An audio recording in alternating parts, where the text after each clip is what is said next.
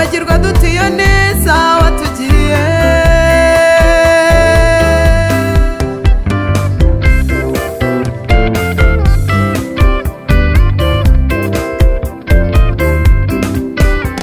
Turakibuka aho wadukuye mu bubata bw'ibyaha, bamwe bari ibisambo bakubitwa buri munsi, abandi bafatwa nabi ntawo kubarengera. Uburwayi, ubukene n'inzara byaraduhindanije, dore twasaga nabi abantu batwinuba, twari twarazahaye ntawe ukitureba.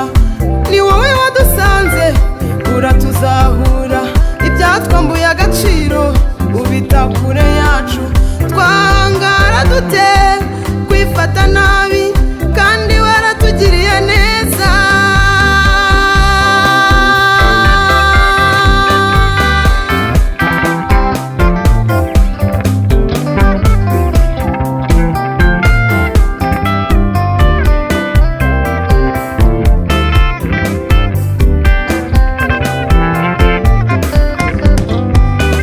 Watugiriye icyizere udushyira mu murimo wawe, bamwe wabagize abashumba abandi ni abadiyakoni, dore tuyoboye amakorari n'amatorero shingiro. Watugize abaririmbyi abandi ni abacuranzi, turambara tukaberwa, turaryama tugasinzira, ntawe ukidutinya ntawe ukiduhiga.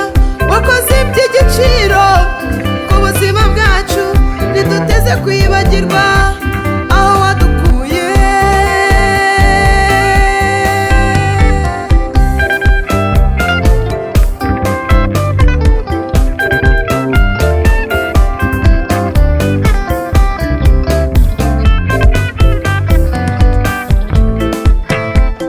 Imana itareba uburanga ntireba igihagararo, Imana iha umuntu agakiza itarebye ubutunzi cyangwa umuryango akomokamo,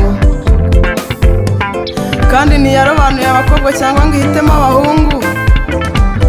Dore ni Imana ikiza umubiri n'umutima, igakura ubukene mu mukungugu, ikambura abantu igisuzuguriro, ikabambika icyubahiro. Ndetse yewe n'uwavukiye mu mukungugu cyangwa se mu mwanda ikamugeza imahanga. Ibyayo birandenze, mureke nyivugirize impundu.